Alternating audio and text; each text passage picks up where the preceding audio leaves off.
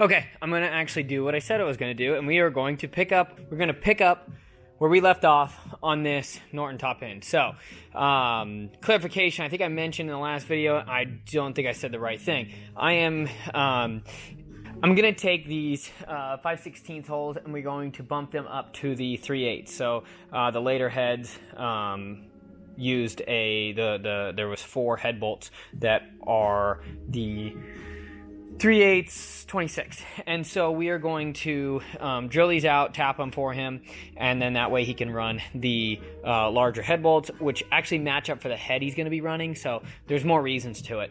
The head bolt number is 060401. I got it written right there on my hand. I had a head bolt, so that way we can double check to make sure everything goes the way it's supposed to. So right now I'm just going to set up and find center. There's probably a quicker way to do this, but just to make sure he doesn't have any issues with putting this head and cylinder together, I am going to go ahead and use the coaxial indicator.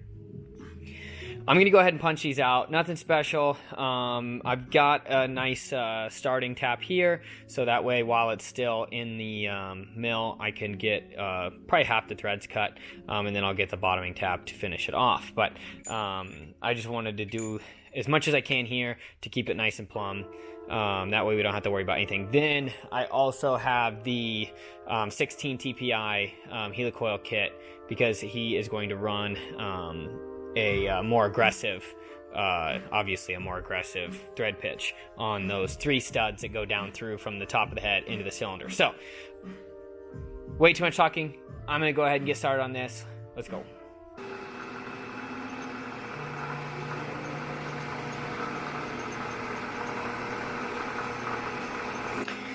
Obviously, it's bouncing around a lot. It's riding in threads. I've gone up and down a little bit here and there and moved it around. I think that's about as accurately centered as I'm going to get.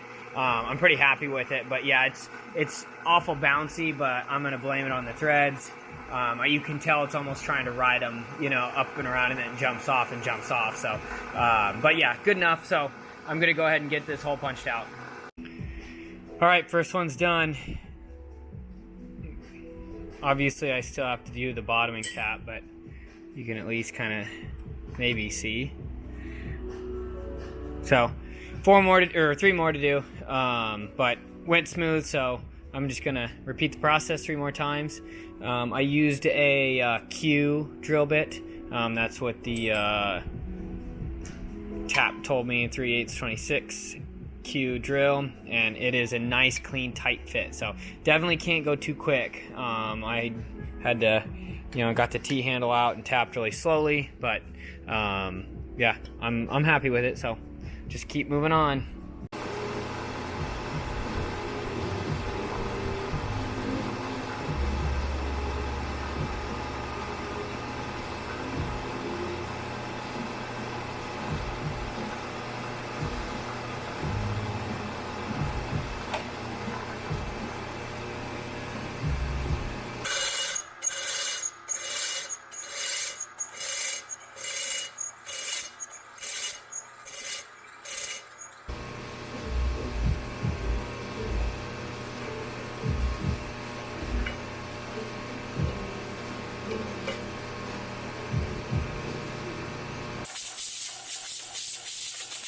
Okay, we are going to get the inside diameter of these guides honed finally, and then we can finally move on to cutting the seats.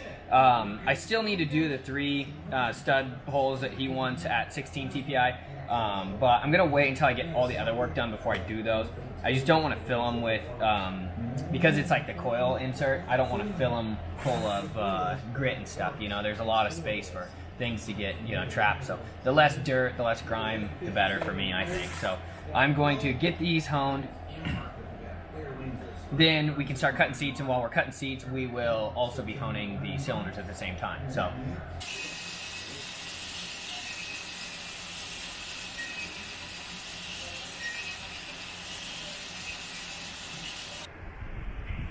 we finished up with the hone, and then it got a good bath in some purple power, and now it's been vapor blasted. So I still have some of that advanced formula High Lamar to clean up in there. It's still a little bit of a sticky mess, but I will clean that up. And then Norton heads are goofy. I had these V-blocks I used to put it in, but I don't know, it was annoying. It's like wrestling an aluminum bowling ball, but you have to be careful. But what I've been doing is putting parallels. I've got some drilled parallels that I will use these 2 oiling holes in the top. Normally on like a 750 or an 850, like later one, those are actually just mounting holes, and the oilers are on the side here.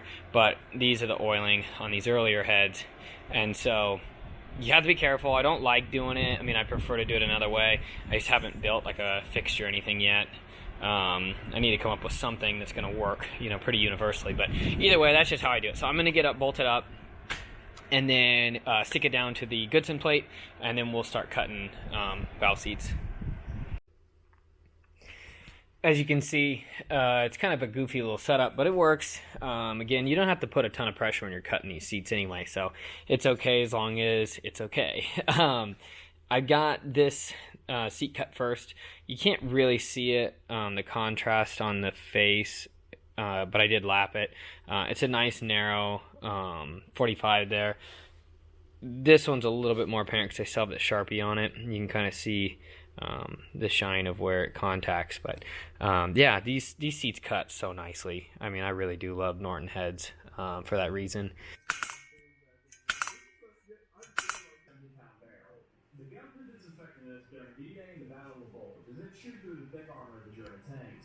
It's often cited as one of the most powerful tanks in World War II, and even saw service beyond this into the Korean War.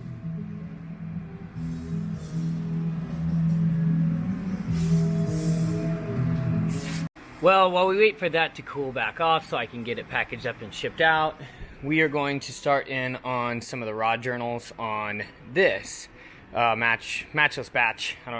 Sounds ridiculous.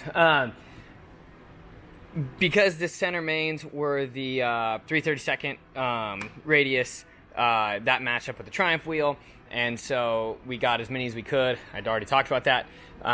But the rod journals are 9/64. Well, I put the 9/64 radius in a different wheel, so that means we need to remove this wheel, which is probably one of my least favorite jobs because it's scary. These wheels are really expensive, but there's a kind of hood that flips down here. We got to take that off first, so I've got these bolts coming out. And then, let me see if I can set you guys down for a second. You have to pull up on this, and then prop it up out of the way.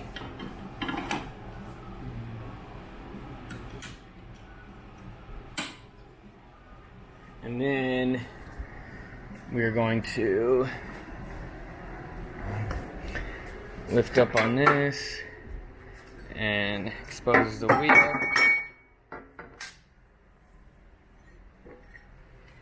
Okay, so now I have to go grab my hammer. Now what we need to do is knock this nut off. It's a left-hand thread. You've got this giant wrench it comes with, and so as you can see, it's had many years of people wailing on it. I use a dead blow instead of whatever they were using to destroy this tool, but yeah, so anyway, hold on, I gotta go grab my hammer. Alright, so I used the my Matco dead blow for this. It's got a little bit of a curve to it, don't ask me why. The frustration curve. Anyway, I can't do this one-handed, so let me find a good spot to put you guys.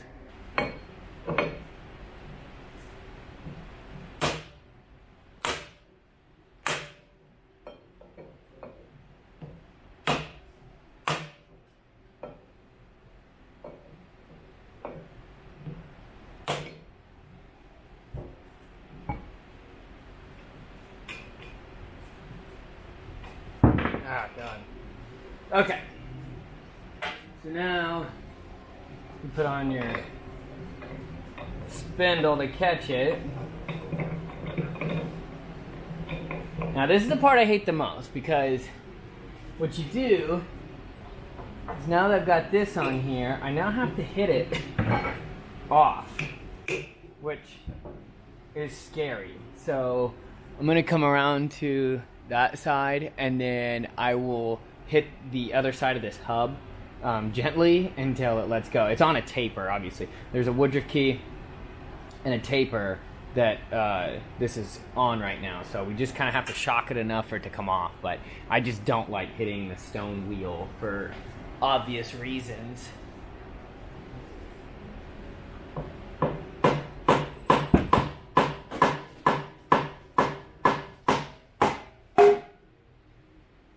I hope it didn't sound like I was wailing on it too hard. It doesn't really take much.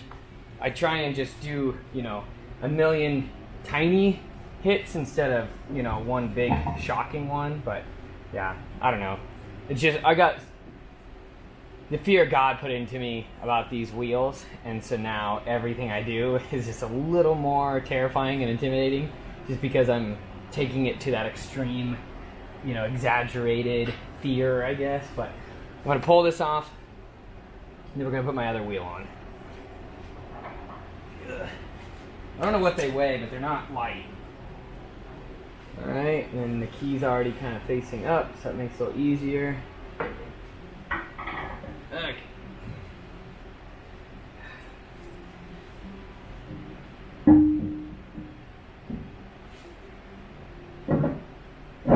Okay. So now we're going to take the spindle back out and put the washer back on.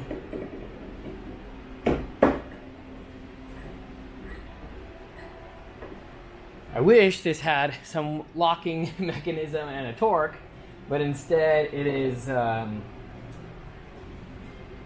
hit it until it's tight, which, I mean, it's on a taper with a key, so tight is tight, you know, but I don't know, there's just like, inconsistency isn't the most reassuring thing for me. Alright. You can kind of hear it. I don't know if that translates, but you can kind of hear when it's like tight. Okay, so now that we've put it on, you always have to then start by facing the wheel. I mean, obviously we want to do that anyway to have a fresh dressed wheel, but you know, every time you put it on, it's going to be out. Like if we try to grind something right now, it would skip, because you know, this isn't necessarily perfectly concentric every time. So now I'm going to dress the face, put the 9/64 radius in it. So I might show you some of that, but I'm just going to be bouncing back and forth on these. Thought I'd just kind of show you. I don't know if I've ever put that in a video before or not.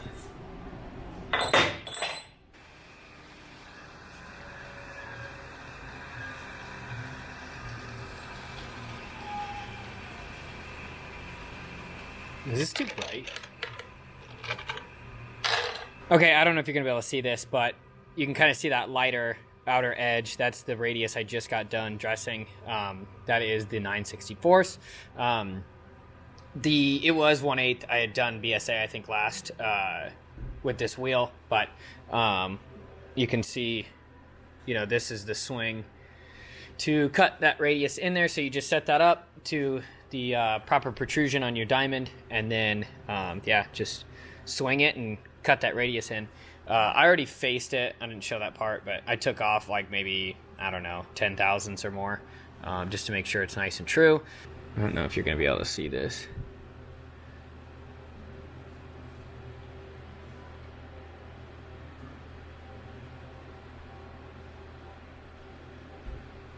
I don't know if that's showing up right, but either way, radius gauge, 9/64. You can't even read that either. Either way, I'm jump over to the other side, and then I still need to put the stroke in the chuck, so I haven't put that in yet, but getting closer.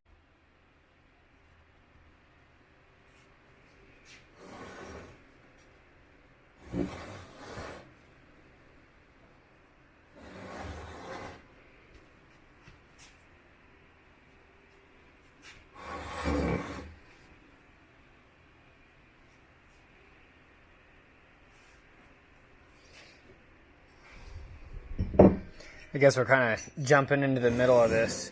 I just wanted to show this is all done. The cylinders were cooling because I baked them this morning. But everything turned out great.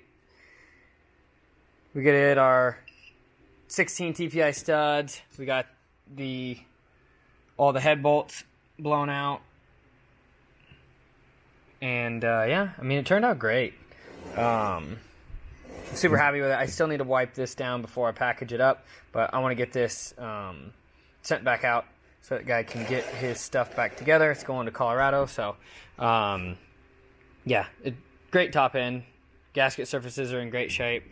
Overall, just really well taken care of components. So yeah, I'm excited about it. I'm happy with it. We've got the nice lead-ins for his Wiseco's. I gapped the rings on those and everything, so a lot of stuff I didn't show, but you know, just can't film everything. Don't have time for it, especially when it's not my stuff. But yeah, thought you guys might want to see it before I box it up. Okay, I think we've been successfully all over the place with this video. I have really been needing to get this. Let's start with what it is. It's a 72 B50 MX. I need to get it torn apart because the owner wants to fly out and look at it. I don't really know why, but that's between him and his engine. What happened was he is in the process of restoring this bike and sent the engine to somebody, I don't know who, and it got rebuilt, supposedly. He got it back, and right away at startup, it started smoking really bad and was pouring oil from every orifice. He called the guy, asked him a bunch of questions. The guy couldn't answer any of them. He didn't get an RO back. He didn't get any notes. He has no idea what's going on. So he then proceeds to send the rest of the bike to Baxter Cycle, and then I receive the engine to do a restoration, overhaul, whatever it really needs. So the first red flag is this thing is held together with Gorilla Glue. I didn't want to believe that that's what it was. I just thought, hey, that's funny. It kind of looks like Gorilla Glue. The more I'm looking at it, it's 100% Gorilla Glue. It's the, foaming kind of glue, you know what I'm talking about? I'm not looking forward to taking this apart. It's going to take a lot of time. So I thought, how perfect to end this video with me disassembling this thing. We will do a reassembly way in the future, but we can at least get it broke down today.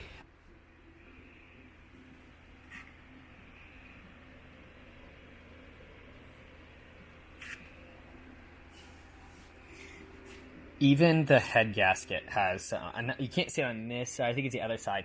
The head gasket even has foamy Gorilla Glue coming out of it. Rocker box has it, everything has it. The inspection cover on the rocker box had it on it. This cover has it. So everything that can have Gorilla Glue has Gorilla Glue. Well, I just got the rocker box off and it really wasn't too bad. So it kind of gives me a little bit of hope, but it's just, I don't know. Who does this? Who uses Gorilla Glue as a sealant? Like, this is foolish. I can tell it was an older guy that put it together. I mean, obviously, it's going to be an older guy. But for some reason, there's all these stainless steel washers for the rocker box. But then they also are accompanied with these junk, bin split locking washers. And it's like, I don't know why they thought they needed both. But every single one was stacked up. And it looked god-awful. But usually when you see an improvisation like that, of like, oh, I know best, I know what this needs, it's usually somebody who thinks they're a little smarter than what they are, a little more like, oh, my wisdom and experience is, worth more than what somebody, I know best, I know what's right, I know what I should use. So yeah, it's silly. You see this a lot with, depending on what engine it is, but the idea that, these two outer head bolts, or head nuts, the stud nuts, are accessible, so they got torqued. But then these two inner ones aren't accessible from like a standard, idea of just a torque wrench with a socket on it. so they don't get torque. So these were both just like snugged up or whatever, but the outer two actually had a torque on them. Like these came super loose, super easy. So again, another red flag of somebody that had no business building. I mean, if the Gorilla Glue sealant wasn't a dead giveaway, it's even more obvious that little details like, I don't know how to torque those, so I guess tight is tight. Now that we have all the head bolts out, one thing I wanted to go over is you should never, ever, ever, ever stick anything between. That is never going to work. It's never a good idea. If it was going to come off from prying, it was going to come off another way. All you're going to do is damage surfaces, break fins. It's just not a good idea, so please don't. What you want to do is you get your favorite dead blowout and you want to shock it to kind of break free whatever's really holding it together. Obviously, we know our studs aren't seized because this just got put together, so that's not an issue. It's mostly the fact that I did look closer. This actually got Yamabond or Permatex Gray, something. Not the Gorilla Glue, thank God. But we do have something gluing this together.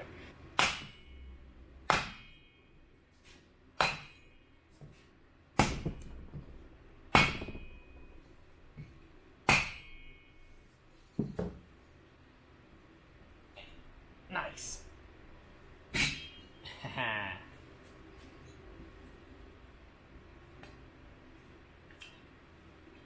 Nice and annealed. It was really soft. But yeah, smells like Yamabond. But alright, now same goes for your cylinder. They didn't really go overboard on the sealant there, so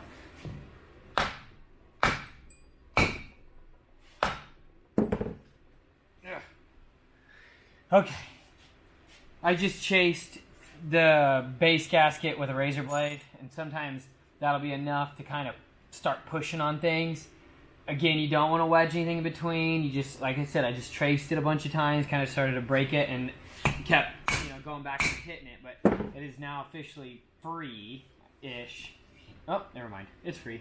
But you can see the way the paper had the lamination in the paper gasket pretty well separated. That, by sitting there kind of scoring it over and over and over and chasing around, hitting it, hit. Takes a long time, but it's better than, damaging either surface of the, either the cylinder or the base of the base gasket surface on the cases. And then when you pull these off, I'm pulling the cranks being pulled up, the pistons with. I don't want it to just go flopping the minute it comes free, so you gotta be kind of careful. I don't know what all, typically with a rebuild, it's because of a lot of age, and I just know everything's gonna get replaced. But with this one, outside of rings, I don't really know what all is gonna go on. What a pathetic looking bore. Got a little bit of side to side. I'll have to check that, but for now, I'm probably gonna pull the piston and then I'll just put a sleeve over the rod, so then that way we don't have to worry about any of that for now. I got all the case hardware out on this side, or the cover hardware. I want to remove the primary first and get access to the basket, because that's a great way to hold the engine for all the other components that need to be loosened. So all this shit on the transmission side, timing side, whatever. I'm gonna try and get this cover off. I didn't want to. I'm hoping it just comes off like the head did, but I am worried. Oh.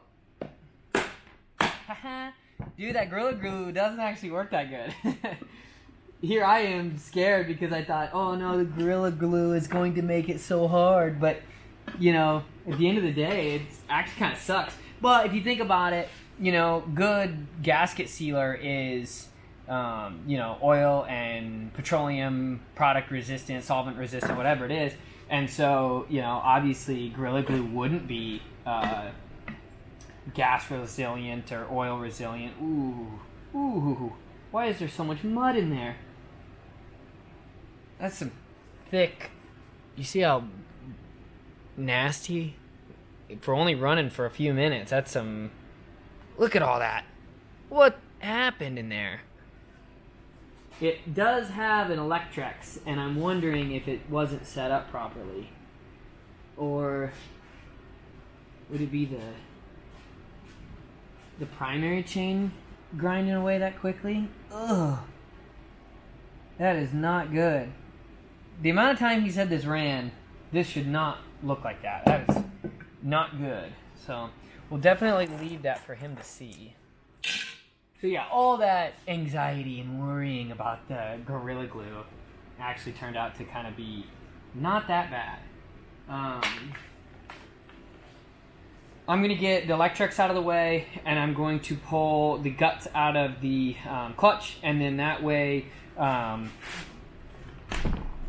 pull the guts out of the clutch, and that way I can use my clutch holding tool, and we'll get everything else broke loose. We'll jump over on the other side, get all of it broke loose, and kind of make that primary do the work for us. So I'm going to pull all of this. I'm trying to jump a lot in between because this video is already going to be kind of long, and this could be in a 2-hour video alone. So sorry if you guys were hoping for more in-depth. Anything that I don't cover here, when we do eventually put it back together someday, I'll do a much better, assembly video. I think I'm sold on the idea of the federal government getting their hands dirty in a custody case from Tennessee, but like millions of others online, I thought maybe. If you don't have a clutch holding tool, and if you don't want to make one out of some old clutch plates because you're gonna, well, shouldn't reuse certain ones, but if you're gonna reuse your clutch components, and so you don't want to just bolt 2 of these together to lock this, I don't normally prefer this method, but you can lock the small end of your connecting rod. This is a piece of like tool, it's blank, tool holding blank. It fits in there. I mean, it is a very, very tight fit, so I don't have to really worry about it hammering around. But I see a lot of guys do this with something like way too small, which gives the rod an opportunity to move around a lot, and then you're putting a lot of pressure across a very small amount of the small end bushing. And that's really where it comes down to. I don't like stressing out that small end bushing, but again, this is literally the exact fit. It just barely slips in. I mean, you can see how tight it is. So I do like using that on certain big ends. I have other ones for like smaller wrist pin diameters, but yeah, you can hold your small end connecting rod. All right, not much to see. A little bit of fluid came out. It's got red oil coming from the transmission. I'm assuming it might have ATF in it. I can't prove that. I don't know. I just, every time I see red, I always kind of assume it's ATF, but kind of smells like it. I don't know what that's worth, but it may just be a gear oil. I don't know. But I'm going to get this pulled off here. And then I do want to loosen the other side, and then I should be able to slide this whole timing side off so we can see what's going on. There hasn't been too many other red flag stuff. I mean, obviously you can see the Gorilla Glue, but yeah, nothing that exciting really. I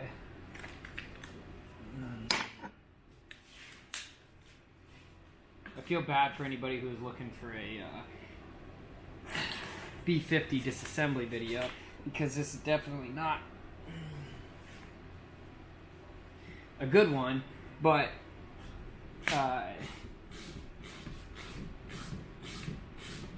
like I said, I'll do a better job of when we assemble. I just didn't know what I was going to get into, so I thought, why not throw this video in to the end of what I've been doing this week. Sometimes I think these are just going to be the way these videos go, with just kind of highlights of what I did that week. But I don't know, maybe we'll see how it performs. You guys can let me know. I haven't really done a tutorial style video in a while. I did a bunch of those for a little bit, and I don't know, they're just kind of hard to put together. I was having fun just doing the chopper stuff, But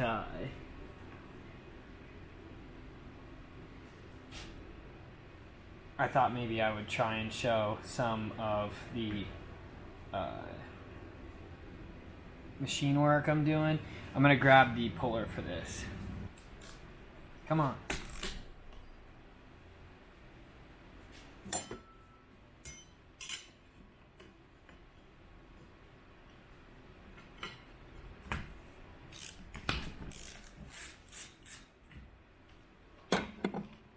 I was going to read you the part number to this, but it's not stamped on it, so you have to look in your book.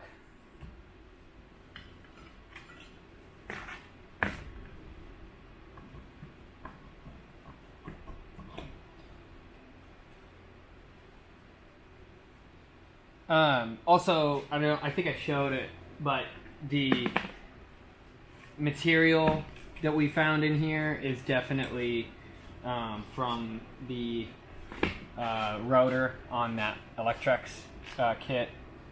It was definitely touching, and that's what we see in here. So kind of unfortunate for a brand new unit to get abused like that, but you know, checking gap must be hard for some people. Setting things up correctly is just hard sometimes for people, but like, come on, that's so not cool. Ooh, there's already glitter coming out. Ugh. Hopefully that's all because it's got a bunch of brand new components. That would be really cool. So all of the hardware is out. We should be good to pull. Okay, so I knew something wasn't right. I knew there was something weird, and that's the scissor spring, or the hairpin spring, or whatever for the return of the shift quadrant. The kickstart spring retainer, that's a through bolt. That's what I'm forgetting. So I'm gonna pull that off, pull that bolt out, then the cover can come off. But always double check. It's always a good idea. Get a book too. Whatever you're working on, get a book.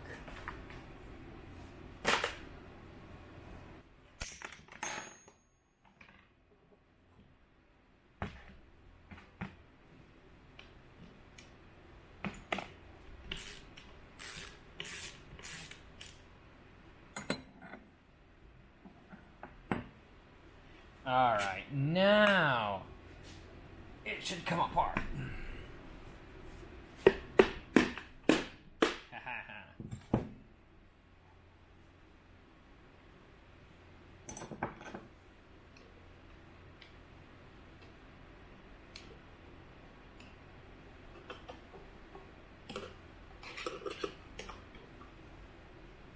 What a... I know I'm going to say this 10,000 times, but why the Gorilla Glue? Like, where did that come from? If you guys know of, like, a post on, like, a forum or something where somebody suggested this, I would really like to know, because this has got to be the... I don't know, I shouldn't say that. You would think this is the only time this has ever happened, but who knows? Jesus. Alright, well, there's your exploded view. Ah, it is. Okay, so one of the big things that the guy was concerned with was if it had the proper cam in it. He said, does it have an MX cam in it? And the guy who rebuilt it was like, oh, I don't know. And so, let me see if I can get this to focus to where you guys can read that. But it is indeed an MX cam. So, cool. I'll measure it and make sure they match, make sure it's in good shape. It is used. I mean, definitely isn't brand new, but doesn't look bad either. So, hopefully it's in good shape and we can reuse it. But he was very interested to know whether it was the MX or not. Followers don't look half bad. There's a lot of metal in that oil that's left down there. Oh, my gloves are black. You're not gonna be able to see. Oh yeah, you can see. Cool. Yeah, a lot of silver. Really shouldn't be a lot of silver in a transmission. I mean, if it was bronze from like a bunch of new bushings, I could understand that, but a little bit of grooving on the fork, but not too bad. It doesn't look like it got hot, but No, it's not too bad either.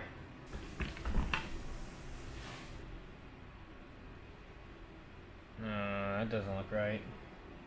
If you look, you can see that rainbowing all around there. And that whole edge has been like pretty chewed up. And it looks like it's been thrust into fourth gear pretty aggressively. If you look right here, there's this tooth is pushed. It's got some damage to it. If I can get an angle on it, you can see. A couple of them have some ugly spots, but I really don't like that. I don't know what happened there. We'll look at that closer later.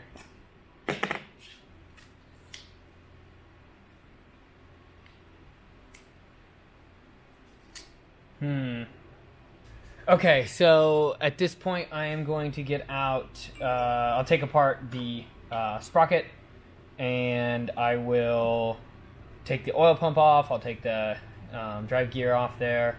I'll get to where I'm going to split the cases, and we'll do that together.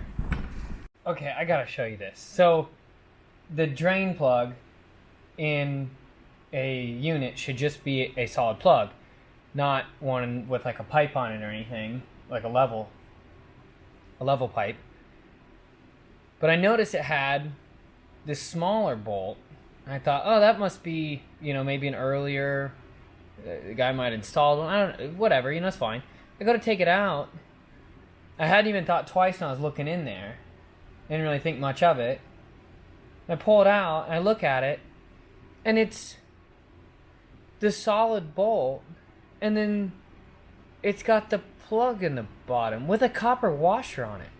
But it's the solid plug. It's like a fake level bolt.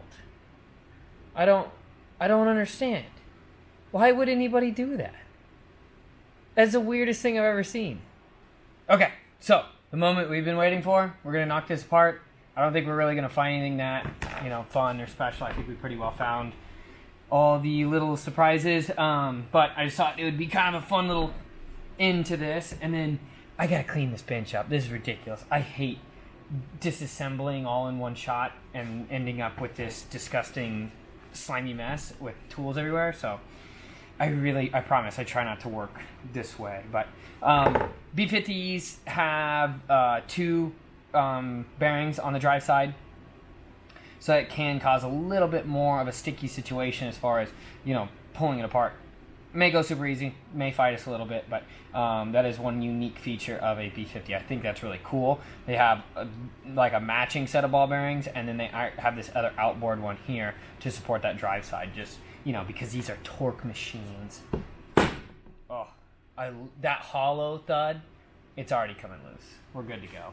This is not going to fight us. So, in conclusion, we have decided, we now know that Gorilla Glue does not hold up well to engine oil or any oils or petroleum-based products, because that was probably the least stuck together cases I've ever dealt with. I think using a product that was meant to do that would work better. Obviously, like, that sounds so stupid, but I've taken apart engines that were using a real engine sealer, and obviously it was way more difficult, but that's the intention.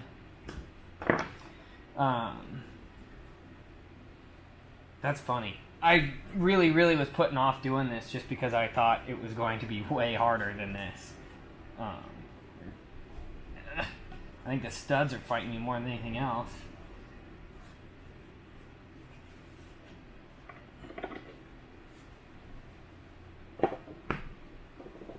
Come on. Well, and those bearings probably.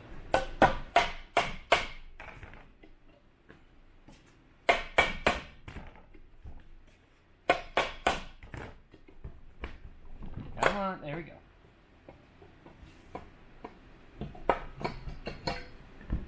There we are.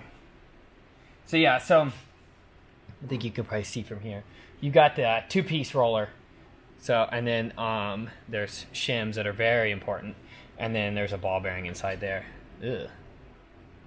It feels pretty good, actually. Put that there.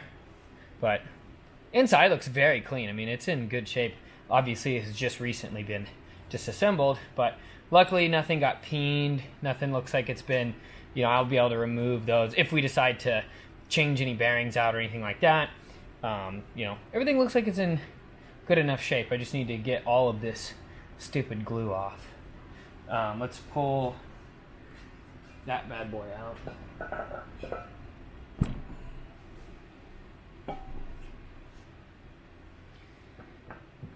Yep, again, nothing crazy, nothing special, no surprises. Not that exciting, honestly. Now, the one thing, let's get my bar back in here for this. When I was taking the piston off, I was feeling the big end. And this is a, I'm assuming they put an alpha back in there. Actually, that looks, I don't know, I'll have to check. Like when I do these, I always put an alpha bearing in the big end. When you rock it back and forth, you don't want it to go this way. I don't know if I'm going to portray this right. I don't want it to go this way. It's going to go this way to a certain extent, and I guess this is hard to explain. You just don't want it to be able to move around too much. There is going to be a certain level of like shifting, but if you can twist it, and rock it all around, it's really just too loose in my opinion. I just don't think that this is in that good a shape. I don't know. It's so hard to say. That's too loose in my opinion. I'm not super happy with that. That's just too loose. Well, as I stand here with my mess, I think that's going to be the end of the video for this week. It was all over the place. I did wrap up last week's video, so there's that, but I kind of left you hanging with the Matchless stuff, and obviously this was a pretty poor excuse for a disassembly video, but hopefully once I get everything gathered up and we decide what we're doing, I'll do a decent job of assembling it. So that will be probably quite a bit in the future. But yeah, so maybe next week we'll do something fun, and I'll try and come up with something good to make kind of more of an entertaining, fun video. So yeah, thanks.